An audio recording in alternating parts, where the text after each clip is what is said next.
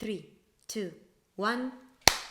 Hello everybody, my name is Natia and welcome back to Lady and the Trash. Today, I want to talk about Strongberry, a South Korean independent production company specialized in the production of LGBT movies. Now, most of these are short movies, generally shorter than half an hour, but there are also a few longer ones. The reason why these movies are so short is that they don't have enough money for bigger productions. That's why supporting their works by buying their movie on their official Vimeo channel is the most important thing. I leave the link here somewhere and also in the description box. I'm sure that a lot of you are familiar with Strongberry thanks to their most famous work, which is Long Time No See. If you have no idea what I'm talking about, well, we'll get there. What I'm going to do in this video is introduce you to all of their movies completely spoiler-free, and then give my personal opinion.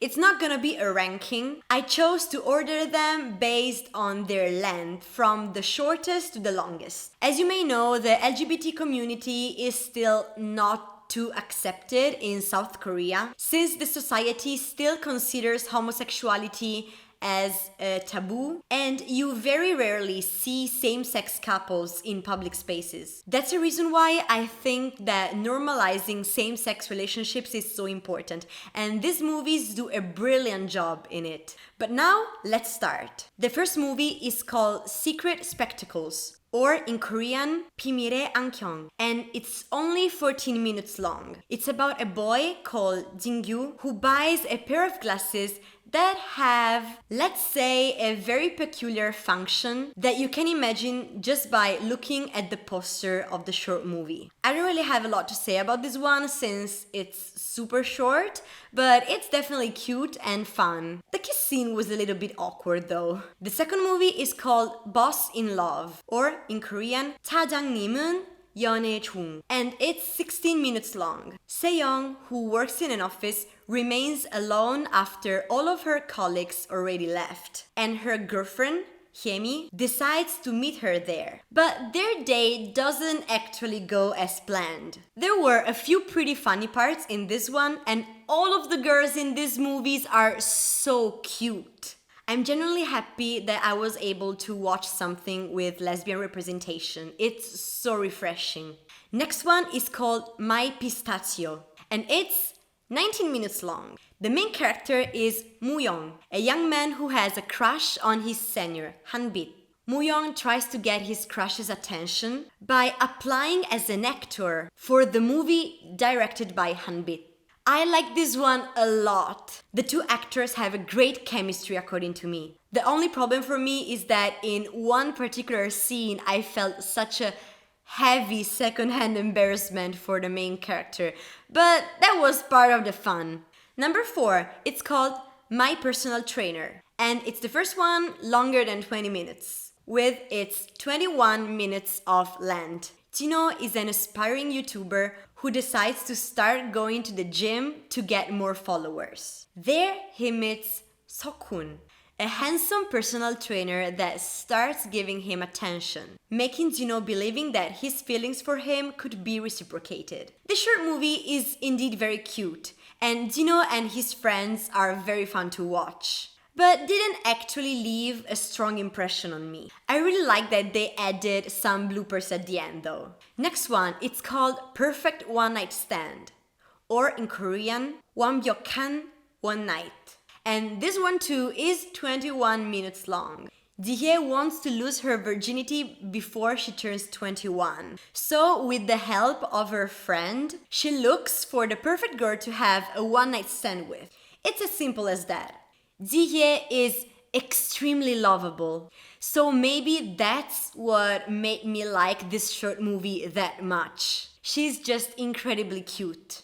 The story is very simple, nothing special, and has a very predictable ending, but it was super nice. If you want to see something very cute with lesbian representation, then this one is absolutely recommended. Next one is called Table Manor, and it's just 1 minute longer than the previous ones, so 22 minutes. Konu takes his boyfriend, Min-jae, to a restaurant he knows his boyfriend likes for his birthday. What Konu doesn't know is that the chef of the restaurant is Min-jae's ex-boyfriend, Hyun-soo. The two pretend they don't know each other, but things get a little bit awkward. This short movie left a strong impression on me, and what I liked the most was the message it gives. In particular, the speech Hyun-soo's best friend gives about getting over a past lover.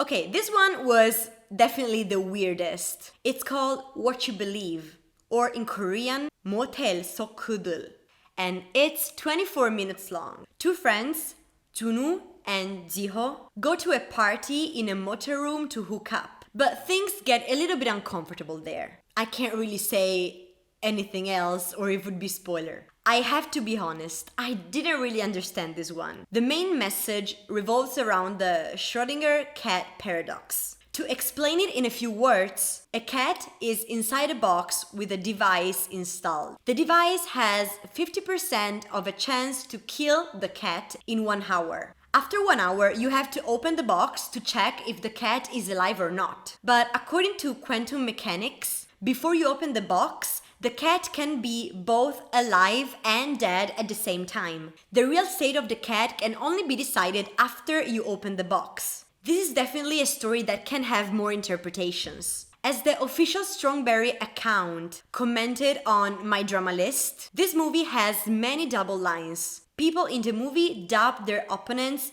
doubt themselves, believe in themselves, and believe in others. It is a story about people who are not sure about their actions. Next one is called Private Lessons, or in Korean, Pochung Suop, and this one too is 24 minutes long. The title and the poster make it kinda obvious, but it's about a university student and his teacher. Jaehyun has to meet his teacher for multiple private lessons because he hasn't handed in any of his homework. I'm really not a fan of big age gaps and even less of the teacher-student trope, but this was still bearable for me. It's definitely well done and doesn't make things weird. I particularly liked the maturity of Jaehyun, who was the student. Next, we have Some More. This one is 27 minutes long, and as far as I know, it's the most famous one right after Long Time No See. Dong-soo injures his leg falling from his bicycle while he's taking a ride in the countryside. He finds a farmhouse and gets help from In-pyo and his cousin. He will have to remain there a couple of days waiting for his leg to get better. The general vibe is very bright and gentle and will definitely make you smile. Also, I love to see a different kind of beauty standard, since In-pyo's skin is very dark because he works the whole day under the sunlight. But the movie still depicts him as incredibly attractive, which he is. The next one is called Buddy Park, or in Korean, Udong Park, and it's almost half an hour with its 28 minutes of length. Jino is a 29-year-old man who absolutely wants to lose his virginity before he turns 30. So he tries to hook up with literally anybody who agrees to meet him through a dating app. But he always fails at reaching his goal. But when his friend asks him if he wants to have sex with him, he doesn't really know what to reply. I really didn't expect this at all, but this one was a lot of fun. The acting was a little bit over the top sometimes, but it was for a comedic purpose. I really liked the style that they choose. It almost looked like a cartoon sometimes. It's hilarious. And Gino's squad of friends was iconic. I wish we had, I don't know, a sitcom about them. It would be awesome. Next one is called As If You Whisper, or in Korean, 속 사귀듯 해줘. This is the second longest movie with its 45 minutes of length.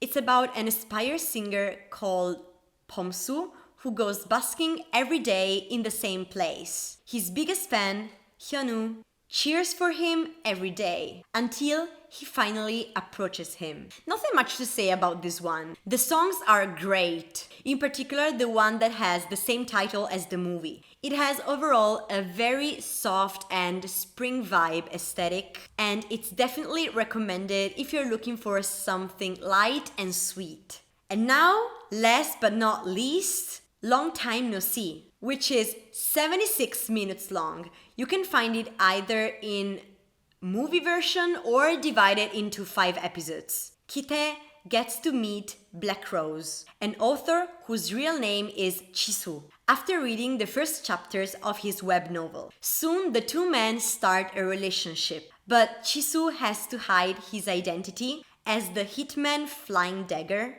while he's trying to leave his job to live a peaceful life. God, I'm so bad at summarizing, but the official summary on Vimeo and on My Drama List spoil literally everything. So if you haven't watched it, I suggest you to not read the summary before you watch the movie. Okay, what to say about this? It's just beautiful. The story is interesting and entertaining. You get to see a sweet love story alongside with a lot of action scenes with also a beautiful ending.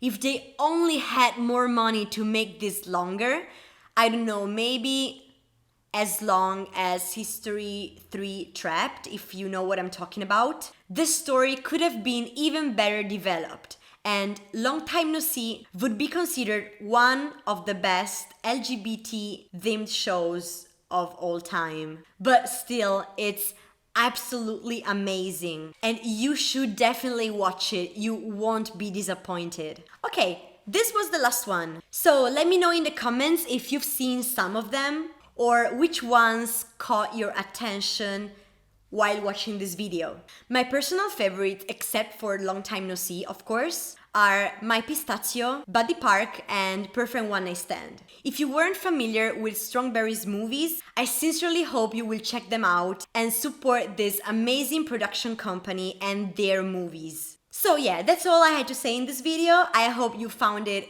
at least a little bit interesting. Leave a thumbs up, subscribe if you want to, and see you in the next video. Bye bye!